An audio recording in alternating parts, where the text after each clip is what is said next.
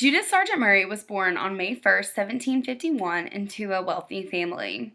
She had a few sisters and one brother. Her brother constantly had tutors and later attended Harvard. She, though, was never offered any kind of formal education because it wasn't available for young girls at the time. Because her family was wealthy, they had a large library, and she was able to teach herself a few different things. And she learned many subjects, including geography, religion, history, philosophy, and literature. At the age of 9, showing her parents her natural ability, she began writing poetry. In 1769, at the age of 18, she married John Stevens, a ship captain.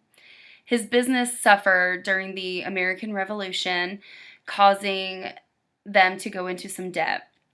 She started publishing some of her works in hopes that it would bring in some money, although this didn't really work for them. After the revolution was over, he fled to the West Indies in hopes to start working there, and actually died soon after getting there. In 1780, she married a preacher, John Murray. They moved to Boston and had a daughter at the age of 40. She was 40. In 1792, Judith, created a new essay series using a male persona. She used this male persona to keep her identity a secret from the world, including her husband.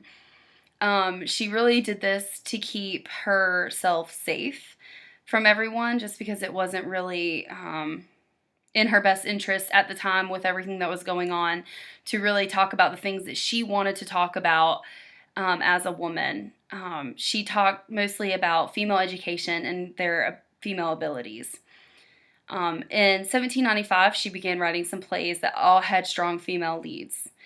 In 1798, she published The Gleaner, which was a collection of her Gleaner essays and 2 of her plays.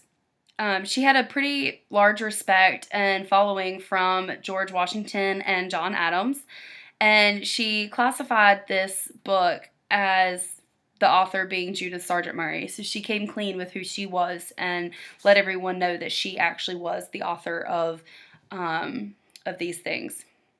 During these years, she spent a lot of her time educating her daughter at home until she was old enough to attend an academy. In 1802, she actually opened a female academy just south of Boston. She recruited some students and boarded a few of them that went to school there. In 1790, though, before she did any of that, she wrote her most famous essay after a French philosopher stated that a woman's education should be used solely in pleasing of men. This essay was called On the Equality of Sexes. This essay confronted the constant inequality and expressed that education would not only transform the lives of women, but would do much more and transform the lives of everyone. It would give mothers a better ability to educate their sons in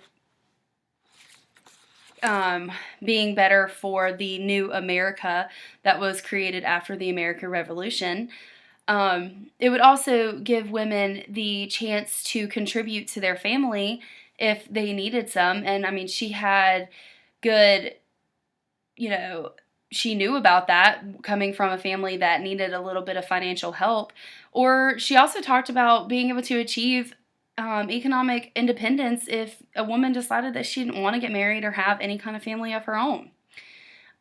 She also said that having an education would not rob a woman of her feminine values at all, which we all know today is definitely true.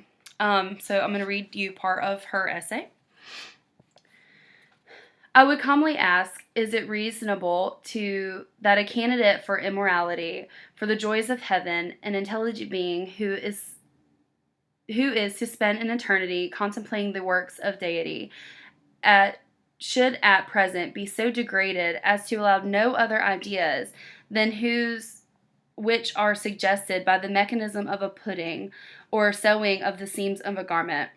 Pity that all such censors of female improvement do not go one step further and deny their future existence. To be consistent, they surely ought. In conclusion, Judith Sargent Murray helped lay the foundation for female equality through her literary pieces until she passed in 1820 at the age of 69. She was a huge believer in improving the educational improvement for women. She was very radical for her times, and she would be very proud to see what has come of women and the world.